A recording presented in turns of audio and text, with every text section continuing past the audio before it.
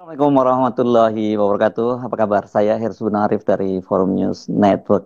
Kalau Anda terlibat dalam kasus korupsi dalam jumlah yang sangat besar dan kemudian Anda ditangkap oleh jaksa atau KPK sampai kemudian jadi terdakwa, baiknya Anda mulai menerapkan jurus yang ditempuh oleh atau jurus yang dilakukan oleh Harvey Mois. Salah satu terdakwa skandal korupsi timah terbesar yang nilainya itu mencapai 300 triliun. Dengan berperilaku sopan, menghibah kepada hakim, mengaku masih punya tanggungan istri dan anak-anak yang masih kecil, dijamin Anda bakal divonis bebas atau setidaknya mendapat hukuman sangat ringan, minimal setengah dari tuntutan jaksa. Lumayan loh kalau udah sampai setengah itu, separuh itu ya. Tapi itu kalau Anda seorang koruptor ya, koruptor kelas kakap. Kalau Anda pencuri biasa, kelas teri, misalnya Anda itu mencuri kelapa atau mencuri bahkan kayu dari perhutani atau apapun lah pokoknya ya.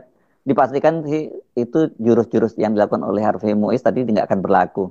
Tidak akan mujarab. Harvey Mois ini baru saja divonis pidana oleh hakim hanya 6 tahun dan 6 bulan. Kemudian dendanya 1 miliar dan subsidiar 6 bulan kurungan. Kalau Anda pasti akan milih daripada gua suruh bayar 1 miliar, lebih baik jalani hukuman 6 bulan kurungan ya. Tapi kalau untuk seorang seperti Harvey ya tinggal dibayar aja itu yang 1 miliar itu. Karena apa? Karena menurut hakim Harvey itu berlaku sopan gitu, masih punya tanggungan dan kemudian ini yang menarik juga, hakim menilai bahwa hukumannya itu terlampau berat atau tuntutan jaksa itu terlampau berat.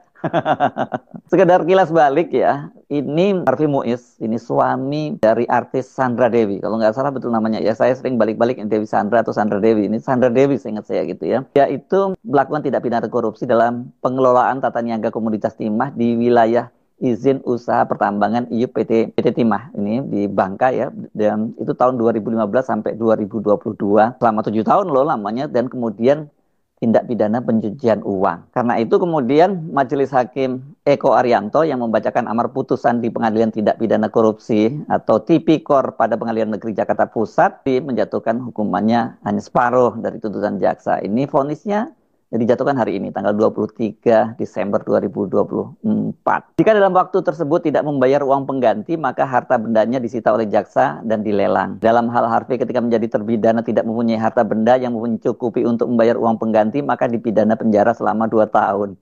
Ini ngaco banget, ini dia crazy rich. Bagaimana mungkin dia nggak punya uang pengganti yang hanya 1 miliar ya.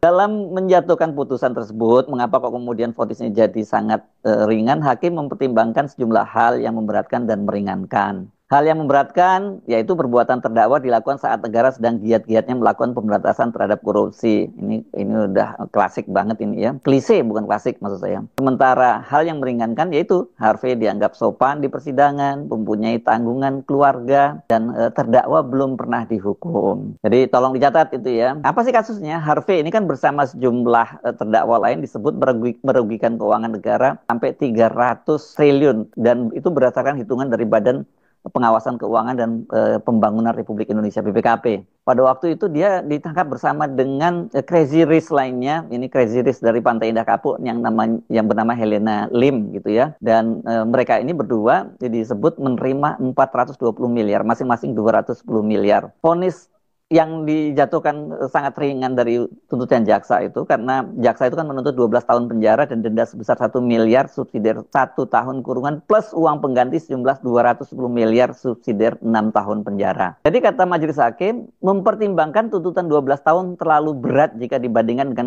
kesalahan terdakwa sebagaimana kronologi perkara itu, kata Hakim Ketua Eko Arianto. Hakim mengatakan penambangan timah di wilayah Bangka Belitung tengah mengupayakan peningkatan produksi timah dan ekspor timah. Dan kemudian hakim menyebutkan ada perusahaan smelter swasta di Bangka Belitung yang sedang berusaha meningkatkan produksinya, di mana salah satu smelter swasta itu adalah PT Refine Bangka Tin atau RBT, yang itu salah satu pemilik usahanya itu adalah Harvey Mois. Jadi kata hakim, terdakwa Harvey Mois itu pada mulanya terlibat dalam usaha atau bisnis timah itu berawal ada kondisi pada PT Timah TBK selaku pemegang IUP izin usaha pertambangan. Ini penambangan timah di wilayah Bangka Belitung sedang berusaha untuk meningkatkan produksi timah dan penjualan ekspor timah. Di lain pihak ada perusahaan smelter swasta di Bangka Belitung juga sedang berusaha meningkatkan produksinya. Salah satu smelter swasta itu adalah PT RBT.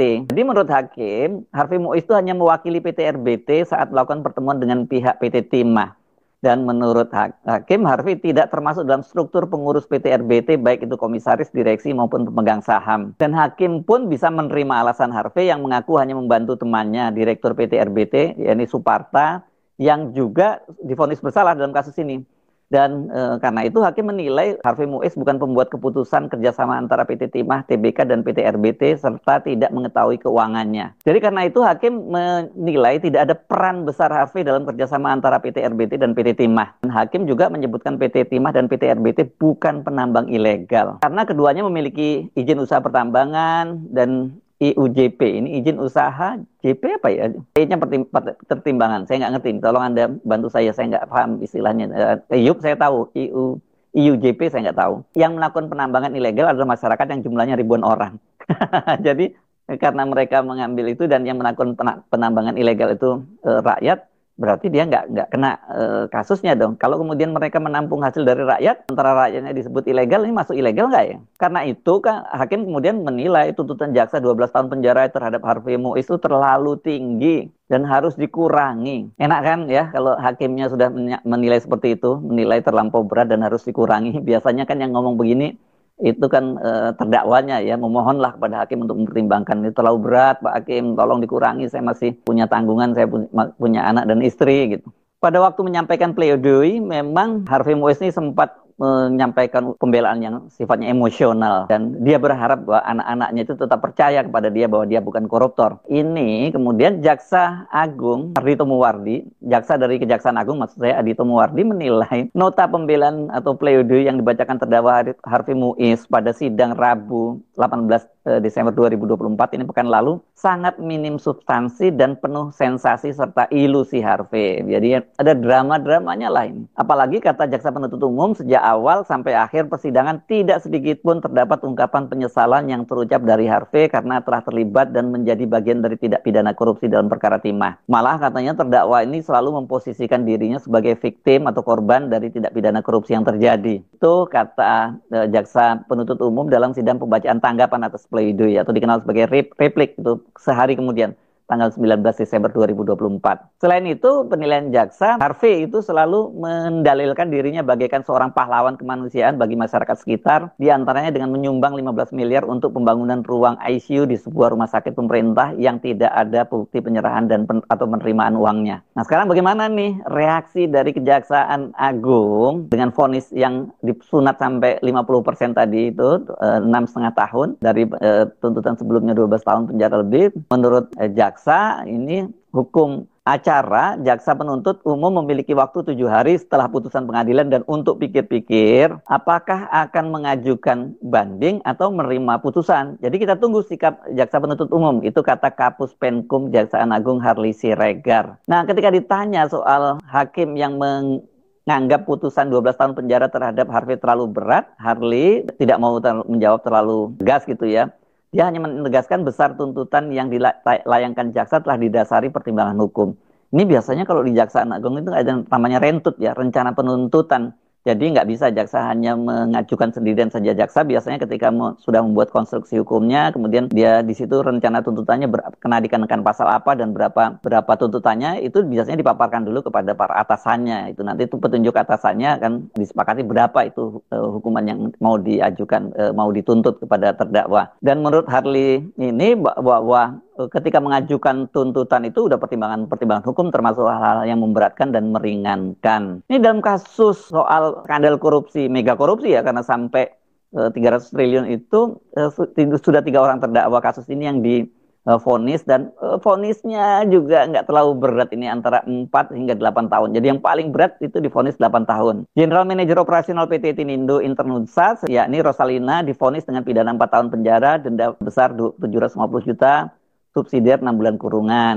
Dan kemudian hakim juga memerintahkan jaksa membuka blokir rekening bank milik Rosalina. Vonis itu juga lebih rendah daripada tuntutan jaksa yang ingin Rosalina dihukum penjara pidana 6 tahun. Sementara terdakwa lainnya Suwito Gunawan alias Awi selaku beneficiary owner PT Stanindo Inti Perkasa dan Robert Indarto Direktur PT Sari Wiguna Bina Sentosa sejak tanggal 30 Desember 2019, ya waktu itu dia divonis dengan pidana penjara selama 8 tahun dan denda sebesar 1 miliar subsidiar 6 bulan kurungan. Sementara untuk Awi itu juga dihukum membayar uang pengganti sejumlah 2,2 triliun dan subsidiar 6 tahun penjara. Kalau Anda pasti akan milih ya, daripada bayar 2,2 triliun lebih baik di penjara selama 6 tahun. Karena hidup selama 6 tahun pun nggak mungkin untuk mendapatkan uang sebesar 2,2 triliun gitu ya.